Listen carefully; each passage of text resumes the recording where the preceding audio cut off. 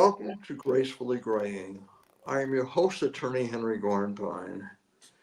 Today on Gracefully Graying, we are continuing this important conversation with Barbara McQuade, who is the former U.S. Attorney from the Eastern District of Michigan, U of M law professor, MSNBC correspondent, and the author of this very important and critical book, Attack from Within.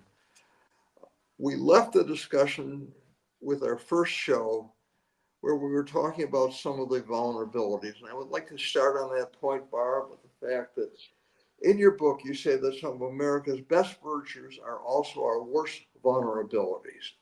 What about American democracy makes us particularly susceptible to disinformation?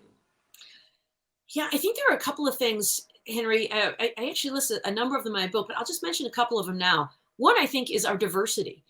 We are a nation of immigrants, other than our Native American neighbors who were here before us. And as a result, we have people who are of different colors, different ethnicities, different traditions, different religions. I think that is one of our greatest strengths. I think a great example of the strength of our diversity is in the Olympic Games. Why is it that the United States is so good in the Olympics? I think it's because we have all these different kinds of people, different kinds of bodies. We have tall people, short people, strong people, fast people, tiny little people who are great gymnasts. That is what makes us so strong. I think our diversity is one of the things that makes our country so great. And yet, it is something that allows people to stoke division in society, to try to pit us against each other, to try to suggest that, one person's gain is another person's loss. And in fact, all of us can contribute and live together in society. But those are some of the fault lines in society. And there are people who will stoke division among people based on religion or based on race. So I think that is one of those strengths that becomes a weakness. I think the other one that is so important is our cherished right to free speech that is protected by the First Amendment. I think everybody would agree that it is essential to democracy to be able to speak out against our government when we disagree with policies. It is one of the main hallmarks of a democracy and one of the flaws of countries with more authoritarian forms of government.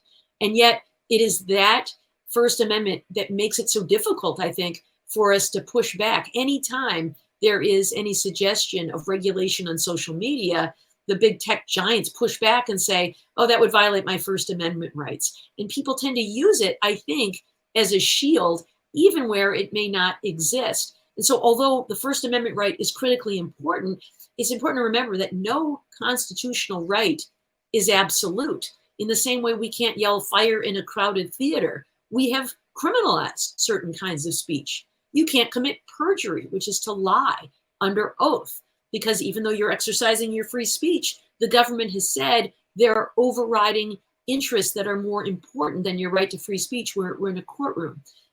You can't threaten to kill somebody because, again, even though you might have a free speech right to say that, it is something where there is a greater harm that occurs than we want to protect. And so the Supreme Court has come up with a rule for when we should decide whether speech should be protected or should be in that limited category where limitations are permitted. And that is when there's a compelling governmental interest, like protecting truth and the rule of law in courtrooms or protecting people's public safety from threats, when there's a compelling governmental interest and there's a limitation that is narrowly tailored to achieve that interest. So you can't say all speech about a certain topic is prohibited, or you can't say things that are conservative or liberal. Those would be prohibited. But to be narrowly tailored, I think, is something that we could achieve, which is why I think that there are solutions to some of these problems that would not run afoul of the First Amendment, things that focus more on process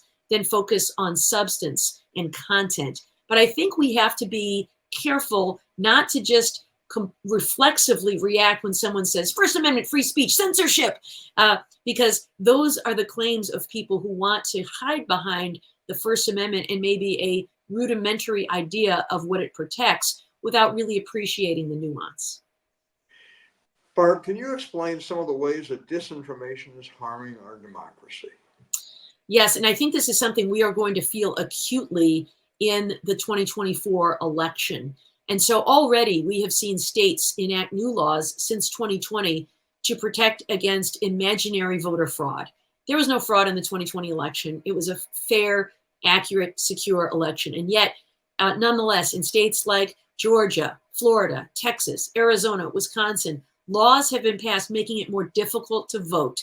And when you ask people why they sign these things into law, they say to prevent voter fraud. Even Brian Kemp, the governor of Georgia, signed a law making it more difficult for people to vote. And when asked why, he said to prevent all the fraud. This is somebody who stood up to Donald Trump, was one of the real heroes of 2020, and said there was no fraud in Georgia in 2020. And yet even he, a Republican governor, signed legislation saying that it was important to sign these laws that shorten the window for early voting, that make it more difficult to vote by mail, that reduce the receptacles for collecting absentee ballots. And he did so because of all the fraud, which of course is simply a pretext for making it harder to vote.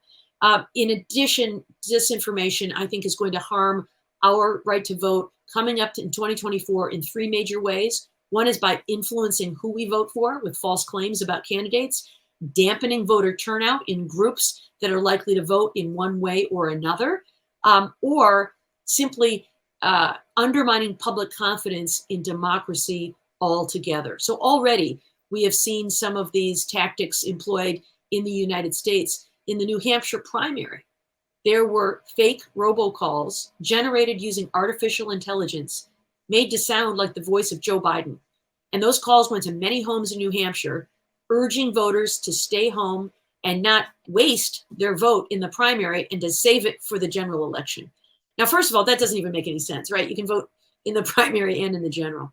But it sounded just like Joe Biden, complete with all of his Joe Bidenisms, like references to malarkey and other things. I've listened to the recording and it sounds pretty good. Imagine if you got that recording and you're a voter and you said, oh, Joe Biden is saying stay home. I'm a loyal Democrat. I want to support him. I guess I better do what he says. Or imagine getting a recording on election day that says, I'm calling from your polling place where the power is out.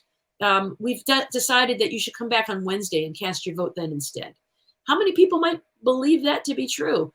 So that's problematic. I think all of these claims we're hearing now about not only Donald Trump, but other members of the Republican Party who are saying they will not commit to accepting the results of the election until they know that it wasn't rigged. I mean, that just puts that seed out there, plants that seed that our elections are rigged and that people should not have confidence in democracy.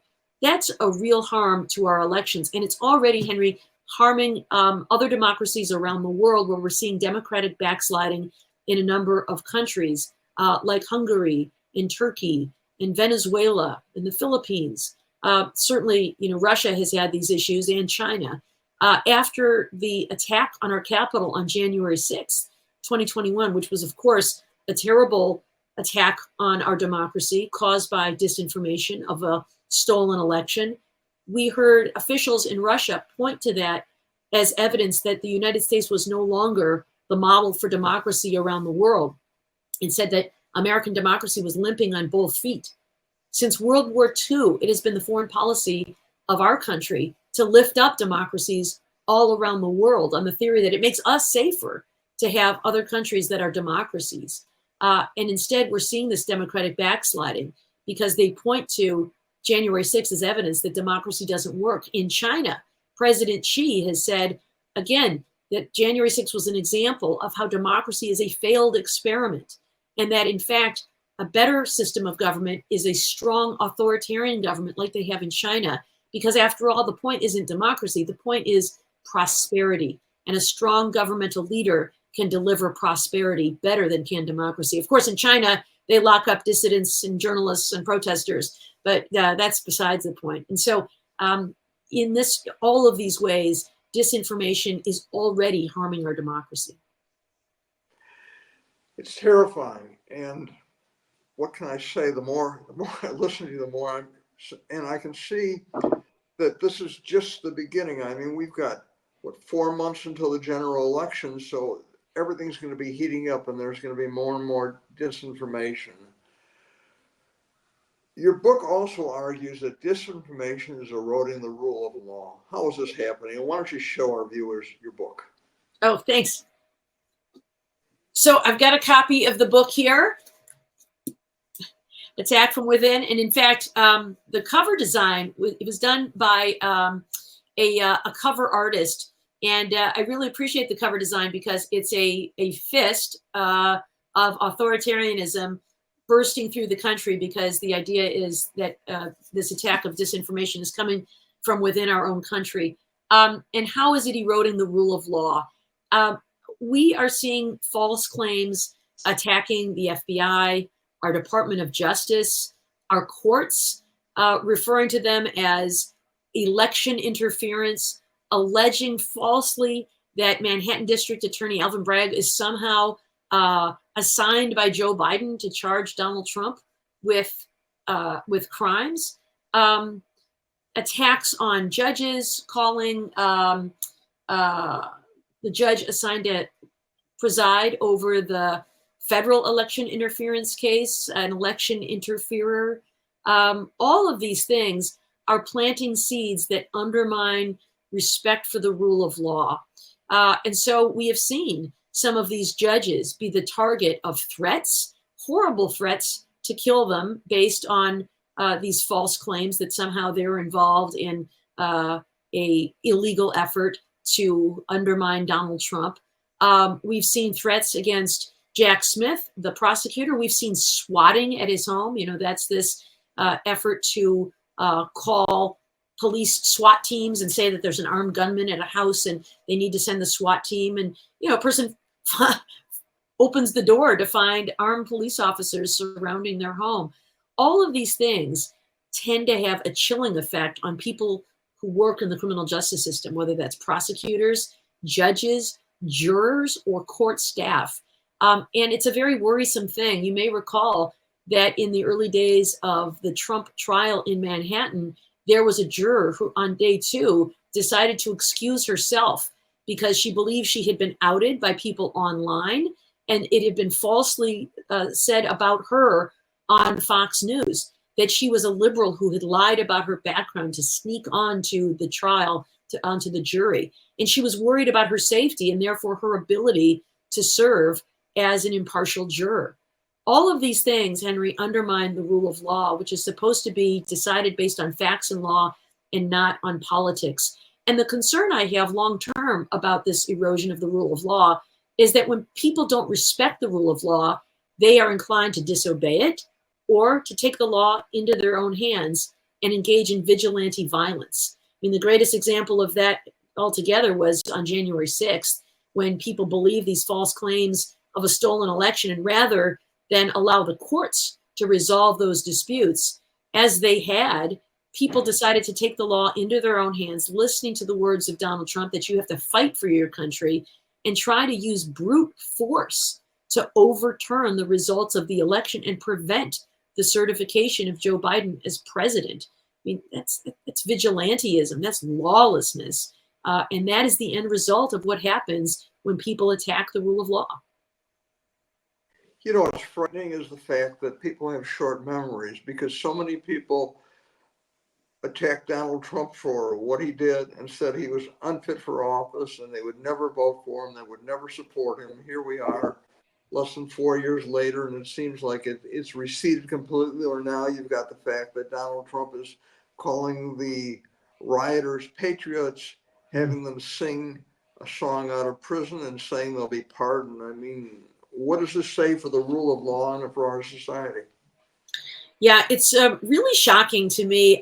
You know, Liz Cheney spoke about this when she presided over the January 6th committee that was investigating the attacks, how shortly after January 6th, many of her Republican colleagues were calling for the impeachment of Donald Trump, the prosecution of these people. And even Mitch McConnell talked about how he was voting not to convict Donald Trump in his impeachment because there were courts of law who could take care of this. And then, you know, once they saw which way the political winds were blowing, have begun repeating this same disinformation that these are hostages. That's a term that Donald Trump uses about the January 6th attackers who've been prosecuted criminally and are serving prison sentences. And now we hear people like Congresswoman Marjorie Taylor Greene repeat that phrase, that they're hostages. And even Representative Elise Stefanik of New York calls them hostages. I mean, this idea that they're somehow political prisoners for being convicted with attacking police officers. Donald Trump's newest line is that the police lured them in and enabled them and entrapped them into these crimes by setting them up, by letting them into the Capitol. If you watch the video that day or hear the testimony of some of those police officers, you know that this was not something where the officers were letting them in. They fought heroically in hand-to-hand combat with these attackers on January 6th. So this is, to me, the ultimate example of disinformation and spin. We know that there are those who have gathered some video and shown it on Fox News saying, look, it was peaceful that day. Well, you can always show some corner of the Capitol at a different time of day and say, here's what didn't happen that day. That does not refute the fact that there was this horrible attack on our Capitol. And, you know, Liz Cheney paid the price for truth. She chose truth over her political tribe by saying what happened that day, by joining that committee, by presiding over that, by voting against Donald Trump, by speaking out. And she lost her primary election as a result of that. But so many other politicians are willing to put their personal careers or their political party over country. And, you know, as Liz Cheney said, we can't long be a democracy without a commitment of truth. And yet we are seeing so many political actors choosing tribe over truth. It's terrifying. Let's jump to another thing, and that is, we've talked about the problems. We've talked about all the horrible things that are going on and the fact that part of a democracy is the right to free speech. But what are some of the antidotes? What can we do to fight the disinformation, to help save our democracy? I mean, it's almost as if we are at a crossroads where there seems to be more acrimony and more polarization in our society than perhaps any time since the 1850s prior to the Civil War. So what do we do? Where do we go now? Yes. So I know it's been a lot of doom and gloom, but I believe that we can solve these problems. You know, these are problems created by humans, and problems created by humans can be solved by humans. I think a big part of our problem right now is that we are living in an age where the internet has reached kind of its adolescence. It's not really in its infancy anymore. It's in its awkward teenage years, or, you know, I've raised teenagers, you know, when they roll their eyes at you and sass back and you feel like you've lost control of them, but they come back to you if you handle things and play your cards right. And I think we can do the same with the internet. You know, we've passed some laws. In 1996, we passed a law right on the dawn of the internet age. And we gave legal immunity to internet service providers that have evolved into these social media companies that say they have no legal liability for anything that gets posted online. And so as a result, they've become cesspools for false information. And I think there's some things we can do to change that. And we ought to be thinking about the internet differently today than we thought about it in 1996. In 1996, we wanted to foster innovation and encourage people to invest in the internet and see all the ways that it could be used creatively to advance society. And, you know, things have changed. It's sort of like raising a baby alligator in your bathtub. You know, at first it's adorable and cute. And then when it's grown, you realize it's grown into a man-eating predator. And maybe you need to change some of the ways that you deal with this thing that has become much more dangerous. And so I think there's some things we can do online to protect ourselves. Number one, the first thing that we can do is protect the way that social media companies scrape our private data. They know more about us than we know about ourselves. When I sign online, I get offers to buy Detroit Tigers baseball caps. How do they know? Yes, I would like to buy a Detroit Tigers baseball cap because they look at my likes and my shares and my habits online, and they know all of the things that I look at. And as a result of that, there are people who buy this data through their data brokers who sell it to commercial enterprises and also political operatives.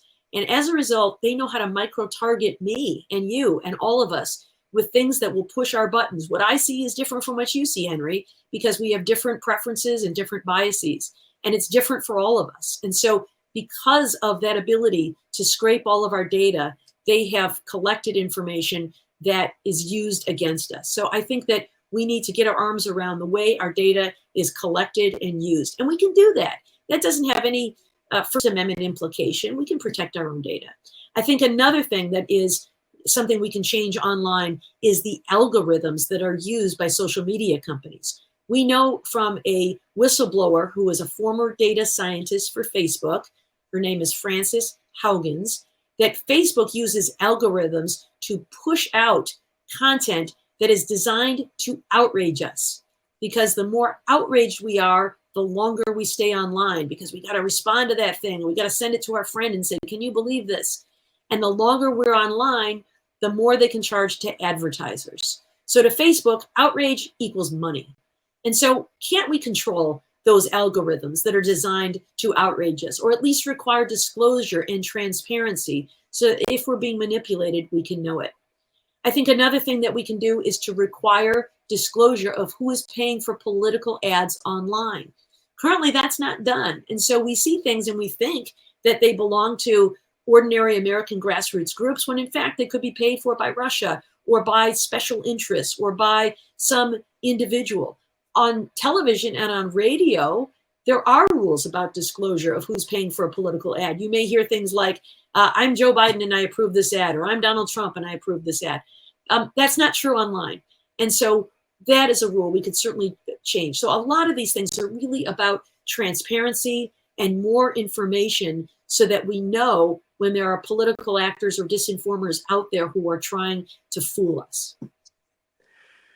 You know, I'm thinking about the fact that another antidote is the courts.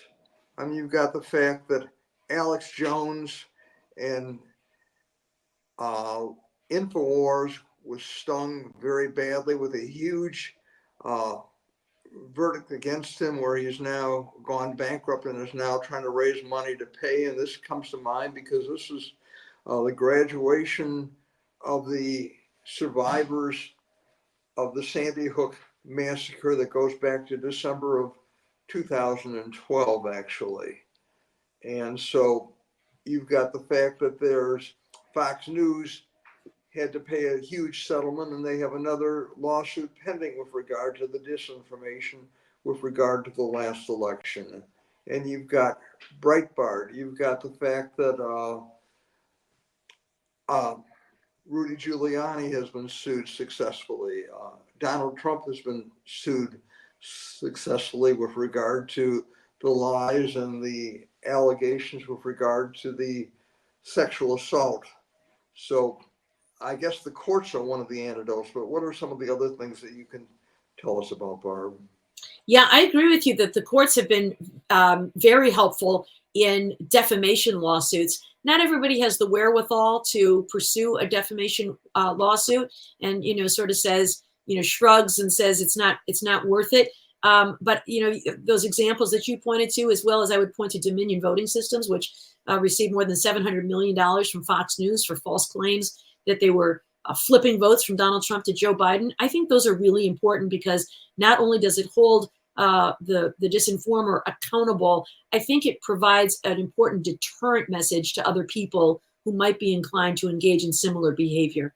But some other things that we can do, Henry, I think, to build resilience and play defense against some of these offensive tactics are to improve our own media literacy.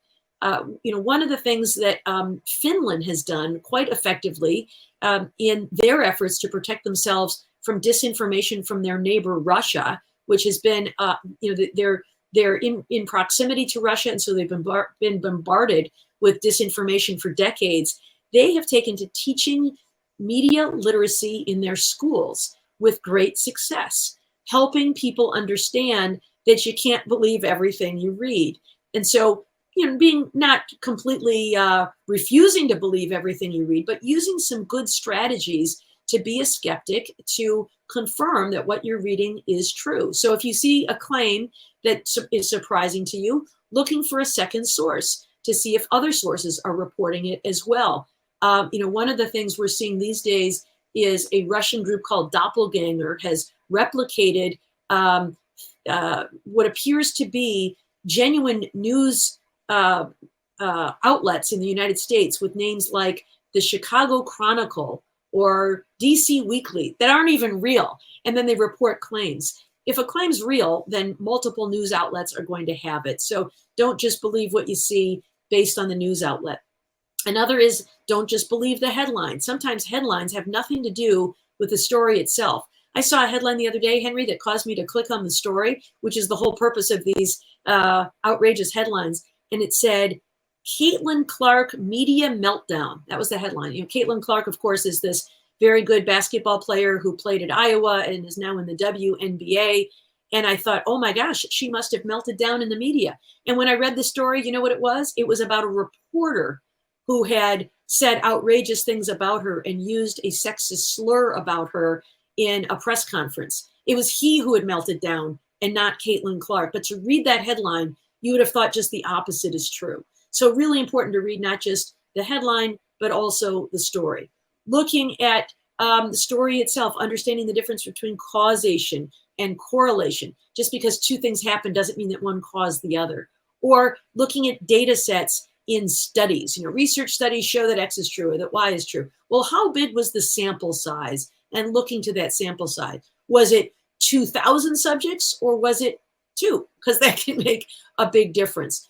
Looking at the evidence that supports a claim, looking at the source of a claim. Is that someone that is credible? All of those things can help us in our own media literacy when we are looking to vet claims and understand whether they're true. You know, just because we read it online doesn't mean we should believe it to be true. Barb, we barely scratched the surface. We're running out of time, but how can someone obtain your book? I mean, it's more reading for everyone, really. Well, thanks so much for saying that. It's available in fine bookstores everywhere throughout our area, all of the independent bookstores. Barnes & Noble has it. You can also find it at my website, has lots of links where you can buy it. That's barbaramcquade.com. Also available on Amazon. Here's another look at it. And I'd love for people to read it. And my goal, again, is to educate people so that we can help build resilience for ourselves, our families, and our society against disinformation. It's an important must-read. Barbara McQuade, I want to thank you so much for being our guest on Gracefully Graying. I want to thank our viewers for watching Gracefully Graying. And of course, I want to thank Bloomfield Cable and our sponsors. Thank you so much. That's it for now with regard to Barbara McQuade and Attack from Within.